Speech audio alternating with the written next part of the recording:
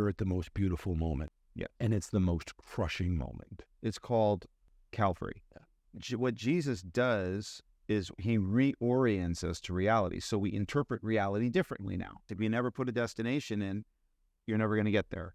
Right. And so I think the question for American Christians is what's in your scope?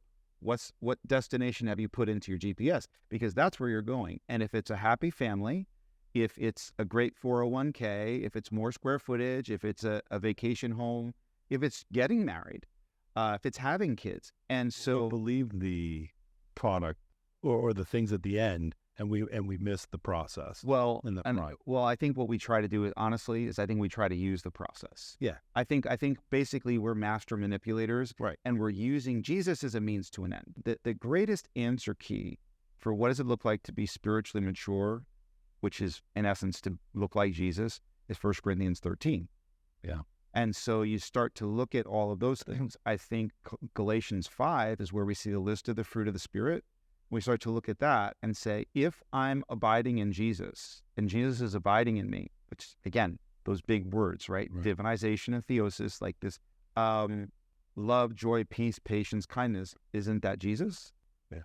And Colossians 3 is where Paul's telling the church, you need to set your mind on things above, not on things below. And he says this, he says, your life is hidden with Christ in God. Therefore, put to death what is earthly in you. It's very interesting. He says that after he says, you are hidden with Christ in God. So is what you read in the introduction of 1 Corinthians. Right. Just because your life is hidden with Christ in God doesn't mean there's not stuff you got to kill in you. Right. Just because you become a Christian doesn't mean all of a sudden you got good manners. So take off the old man, Right. And he describes what the old man looks like. Yeah. And put on the new man, and he describes what the new man looks like. And so in essence, a friend of ours used to say, there are only two men that have ever lived, Adam and Jesus. All right. First Adam, second Adam. Take off Adam 1.0, put on Adam 2.0. Good. And what does that look like? Crazy talk. Read Colossians 3 because he actually gives you a list of things. This is what Adam 1 looks like. This is what Adam 2 looks like. And that's the becoming. As we consistently every day, throughout the day, take it off, put it on. You do that, you get into the rhythm of that. Take up your cross and follow me, right?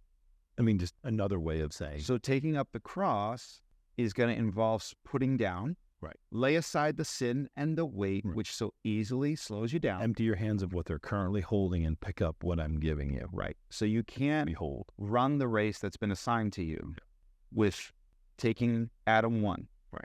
You have to, and again, what does it say after?